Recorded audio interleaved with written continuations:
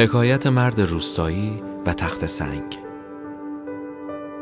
در زمانهای گذشته پادشاهی تخت سنگی را در وسط جاده قرار داد و برای اینکه واکنش مردم را ببیند خودش را در جایی مخفی کرد و بی سر و صدا به تماشا نشست. بسیاری از مردم عادی، بازرگانان، رهگذران و حتی ندیمان ثروتمند پادشاه بی تفاوت از کنار تخت سنگ می‌گذشتند و حتی بسیاری غر هم می‌زدند که این چه شهری است که نظم ندارد، چه کسی این تخت سنگ را وسط راه قرار داده و با این وجود هیچ کس تخت سنگ را از وسط راه بر نمی داشت. نزدیک غروب یک مرد روستایی که پشتش بار میوه و سبزیجات بود نزدیک شد.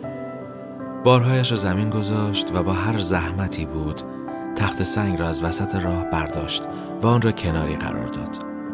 ناگهان کیسه ای را دید که زیر تخت سنگ قرار داده شده بود.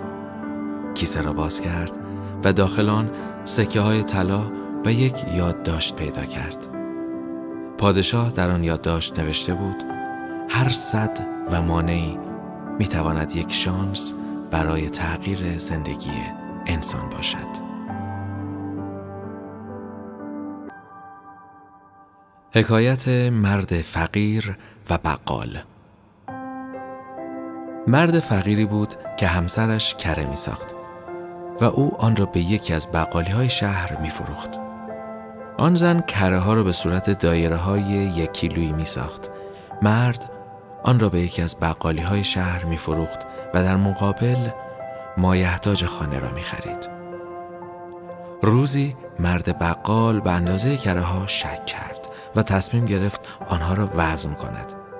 هنگامی که آنها را وزن کرد، اندازه کره ها کمتر از 1 کیلو بود.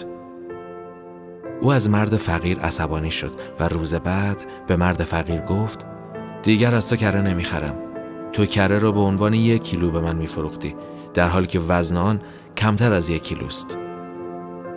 مرد فقیر ناراحت شد و سرش را پایین انداخت و گفت: ما وزنه ترازو نداریم و 1 کیلو شکر از شما خریدیم و آن 1 کیلو شکر را به عنوان وزن قرار میدادیم.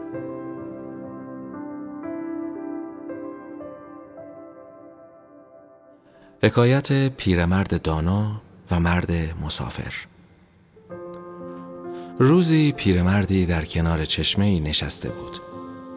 مرد مسافری از آنجا می‌گذشت و از پیرمرد پرسید: چند ساعت دیگر به ده بعدی خواهم رسید؟ پیرمرد گفت: راه برو.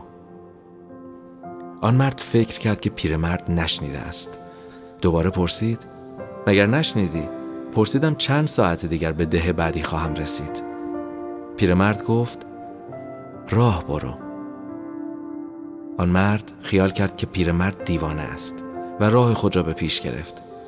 زمانی که چند قدمی از راه رفتنش گذشته بود، پیرمرد با صدای بلند گفت: ای مرد، 1 ساعت دیگر به آن ده خواهی رسید. مرد گفت: چرا اول نگفتی؟ پیرمرد گفت: چون راه رفتن تو را ندیده بودم، نمیدانستم تند میروی یا کند. حالا که دیدم فهمیدم که تو 1 ساعت دیگر به آن ده خواهی رسید.